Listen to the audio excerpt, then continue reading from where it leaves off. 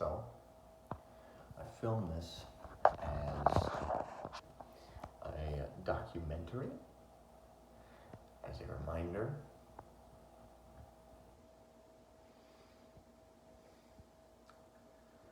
as some sort of anger management spiel.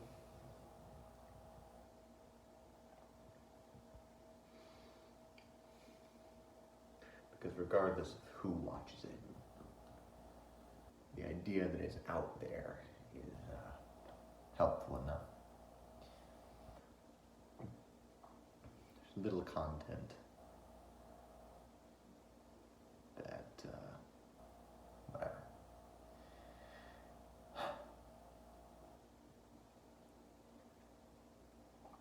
I feel as though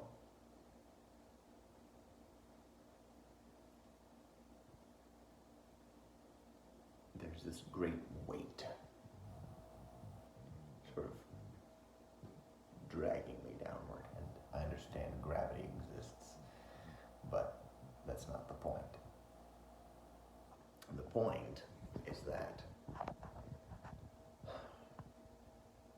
there's this pressure, this downward pressure that's placed upon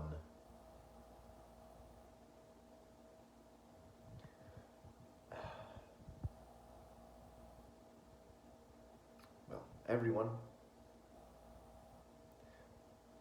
It's placed upon everyone, but I feel it.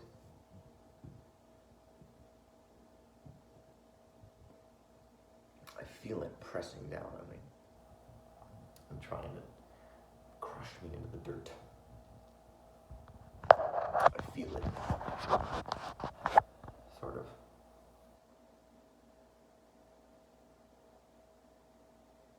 stomping on my hopes.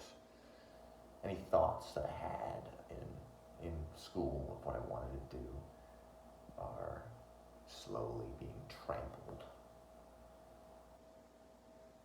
Like not this chaos, not this storm of dust and feet, and I'm just losing them in that, but they're just slowly melting into mud.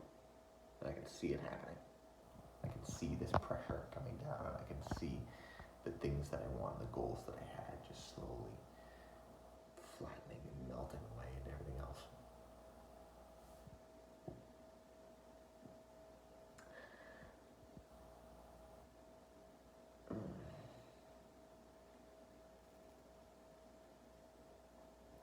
The only way to take a leap of faith is to have something to leap off of.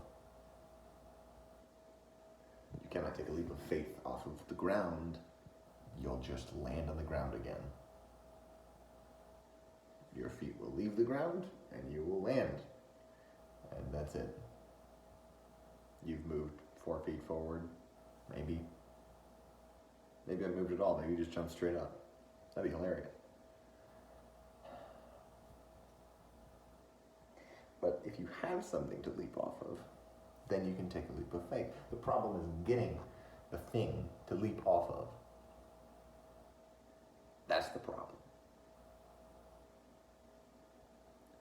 That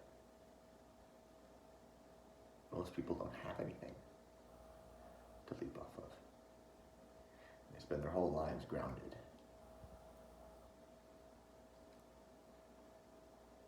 And I see that. And I know that I hate that. And that I don't want that. And I also know that hills are steep and mountains are treacherous. And it will be very hard, if not impossible, to get to a point where I can properly leap.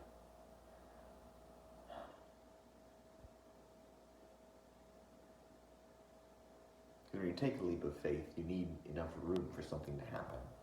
You need enough falling time for the wind to catch you, for the parachute to kick in, for the wingsuit to catch it.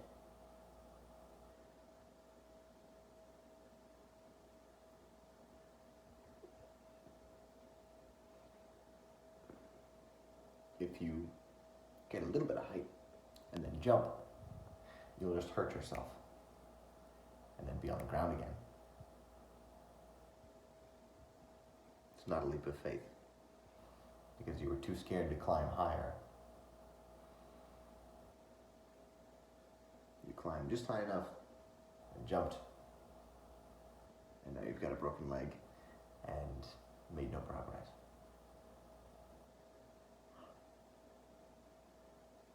Except perhaps the knowledge that it wasn't high enough.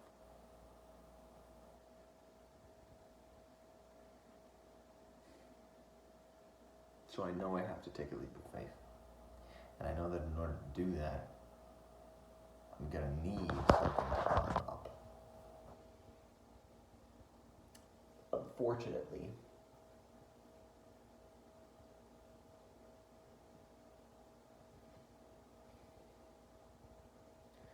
I'm not exactly sure how. And that's the tricky part, is the how, right?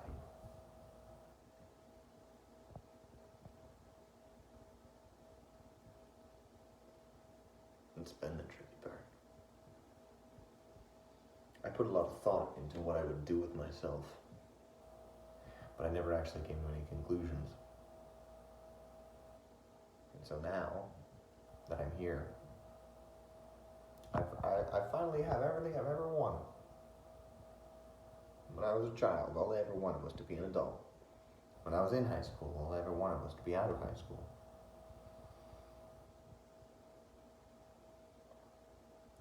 And now that I've sort of reached those things, I know I want more. And I suppose I knew I would want more way back when. I knew that it wouldn't be enough for me to just be an adult.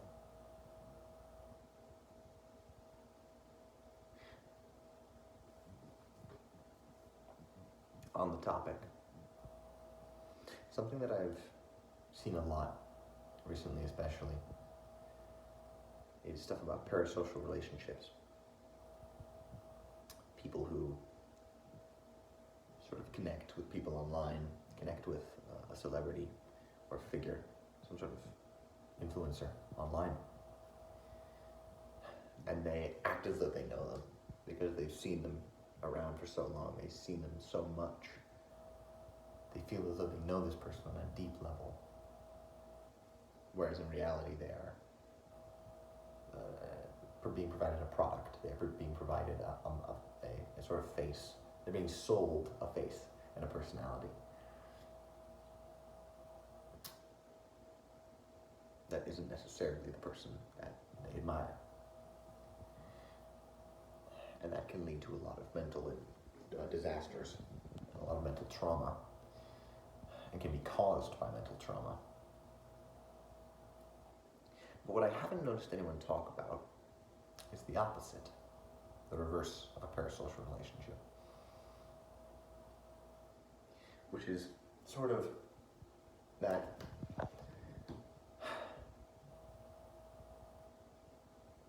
I suppose you could call it an antisocial relationship.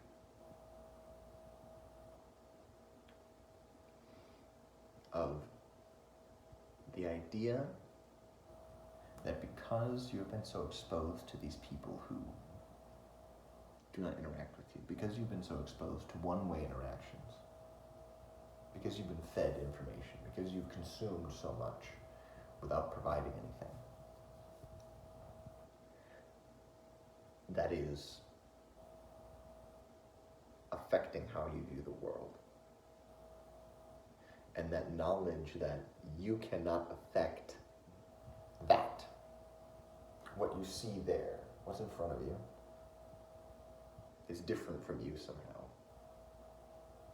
Like you're an observer in the situation.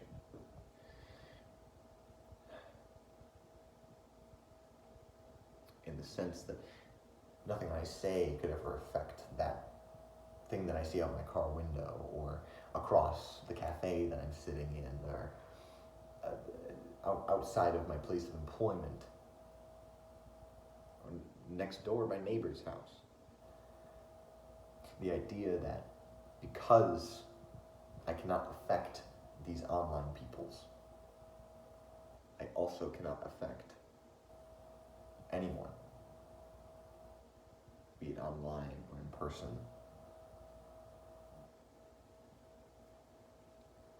That is a consequence that is inverse to a parasocial relationship, which is good.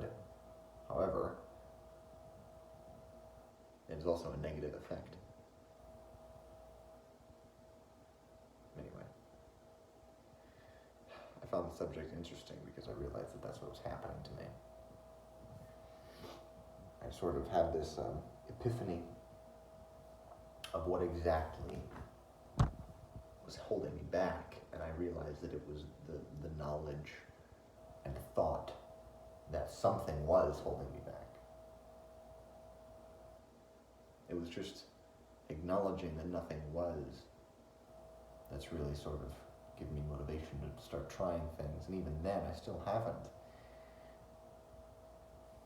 I feel trapped. But there's no constraints. I'm not trapped.